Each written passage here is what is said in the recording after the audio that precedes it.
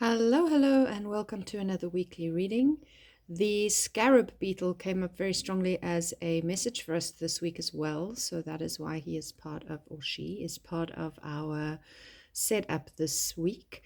And scarabs are from Egypt, and so strongly link us to ancient Egyptian wisdoms and also the star Sirius, which is about to become visible in the night sky on 88 Lions Gate. It's aligned. It's a special alignment in the sky on the 8th of August.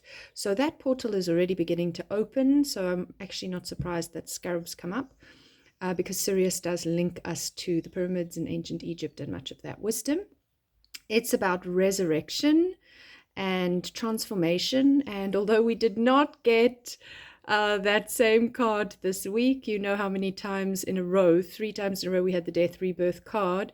And this is kind of like just a reminder of that card, even though it didn't come up this week. In fact, when I saw the scarab, I thought to myself, if that card comes up again, then I just have no words. But it feels like this is that card for us in certain ways. So remember, this isn't a personal reading, and you're going to pick a card number between 1 and 4 to give yourself a little bit more personal guidance. We are coming off the back of that Capricorn full moon. We're still fully in the energy as we start this week. Full moons are a good time for forgiveness, and we are also looking at Mercury moving into Virgo this week. I'm trying to remember the day. I think it might be Thursday. And then will be slowing down and stationing retrograde in Virgo, not this week, and then coming back into Leo, where it starts the week and where it's been. So this is a very interesting dynamic with Mercury this week. And we also have Chiron stationing retrograde this week too. And Chiron is about addressing our deep wounding. So we've got this beautiful helichrysum oil and many a crystal. Okay, are you ready? Let's dive in. Now, we have a lot of upside downness this week, and we have 2 out of 4 major arcana, and then we have a watery card and an airy card.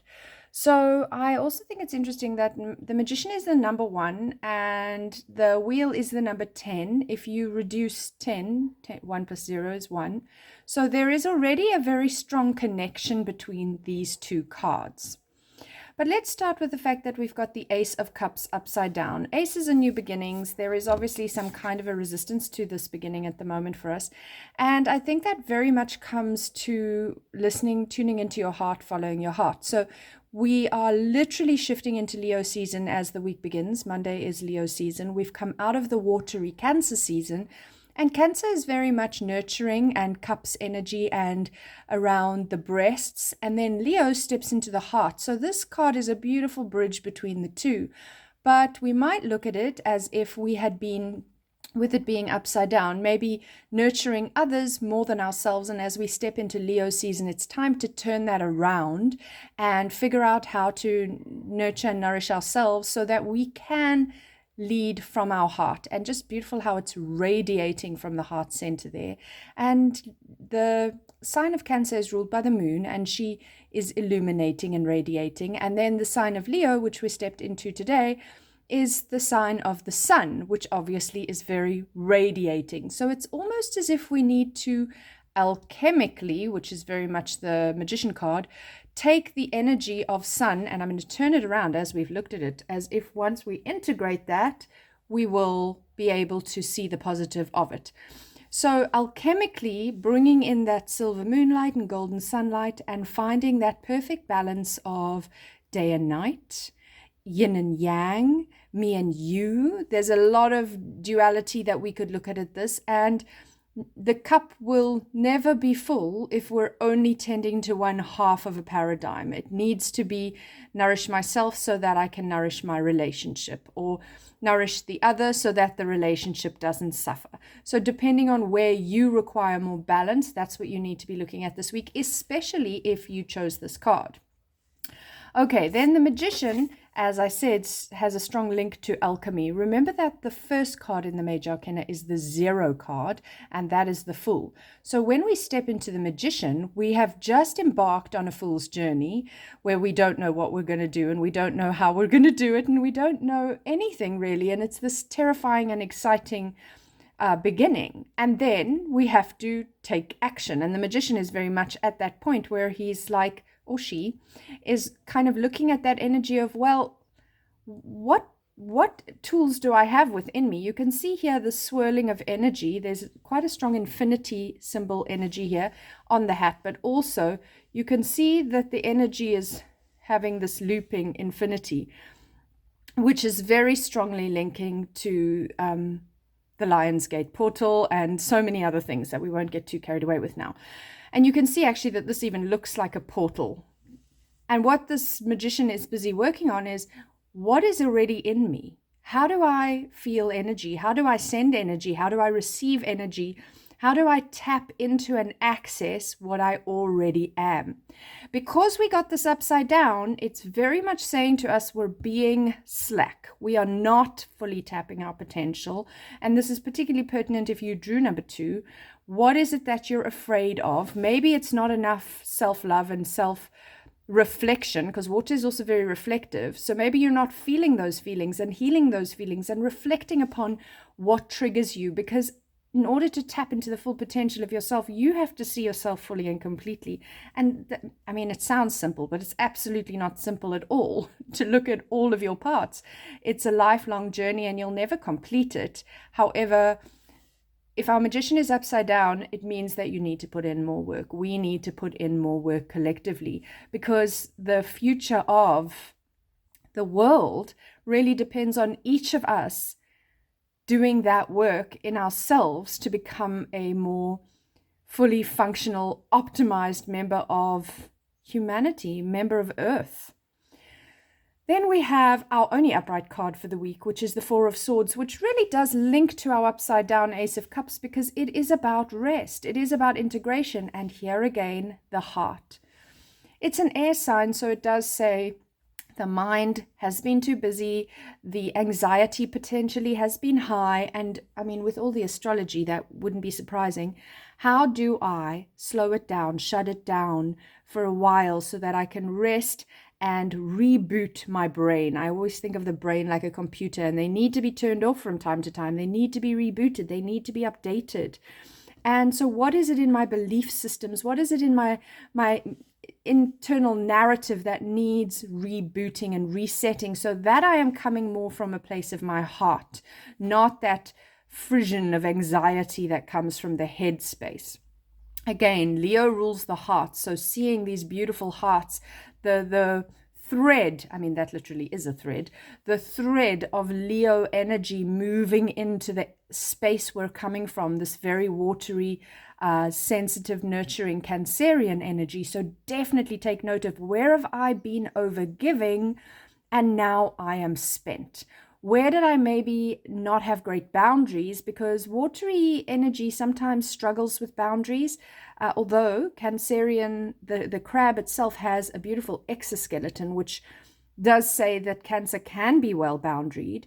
But if you've let your boundaries down, and if that has left you feeling exhausted, maybe exposed, maybe vulnerable, so that you are maybe too afraid to fully reflect and tap into your own power and potential, then it is definitely time to take a load off, to figure out how to rest and digest. And that could be literally napping. That could be going away for a weekend. That could be getting out in nature regularly with walks or meditation or yoga.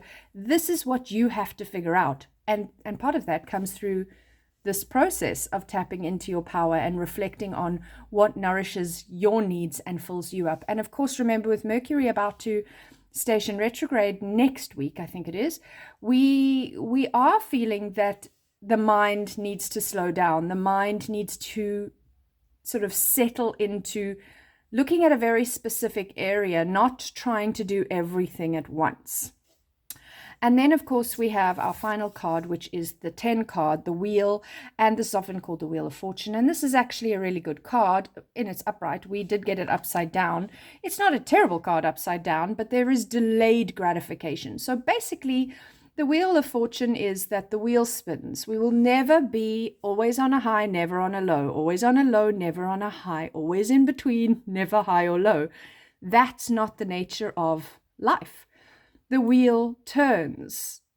So we have to accept that there are points of our life that maybe we're on a high, while others we're in a bit of a mid-level and others we're in a low. Maybe everything feels low all at once. That's just dependent on our lives. When we do hit those places where everything feels like it's going wrong all at once, this is oftentimes that breakdown to breakthrough moment, which the astrology has also been showing us. It again sort of links to the death rebirth energy and our friend the scarab here. So you can see that we're still kind of in that space of if everything feels like it's failing, going wrong, not enough, then we're being really pushed to change something intense. Again, learn how much power we hold in ourselves, in our thinking, in our ability to love, to give, to receive as well. We have to do both. So the wheel is in its upsides down, saying to us that maybe you're in a low, maybe you're in a lull, maybe that thing that you're working on is just taking longer than you thought. But we can turn the wheel around if we have enough courage, and it does take courage to really figure ourselves out. Because with the magician, it's really just saying the raw materials of everything you need in your life are inside of you. But we don't always know how to tap into that, how to unlock that. We need that skeleton key of how to get into all the parts of ourselves. And like I say, I mean, it's very unlikely any of us will ever fully unlock all of our potentials, and that's fine. But we need to keep striving, because that's what turns the wheel around. And as you can see, the wheel has the light and the wheel has the shadow. There's a lot of little sacred geometric shapes behind.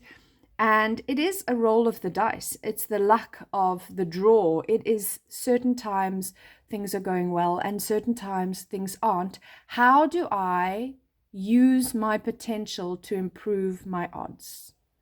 And that's maybe what we need to be asking ourselves now. So if we've allowed that, think about that death rebirth card, which also has the infinity symbol in it.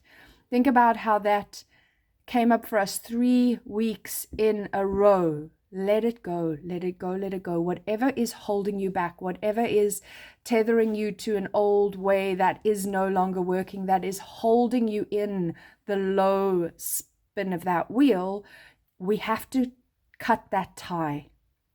And with forgiveness, with love, whatever it is, an old version of ourselves, an old ideal of a relationship, a job that we thought would have more potential that we've gotten stagnant in, whatever it is. And this full moon was conjunct Pluto, which is also the death rebirth card energy. So usually when Pluto comes into the space, it's not something you want to give up. It's not something you willingly choose to sacrifice. Like, it's a hard thing.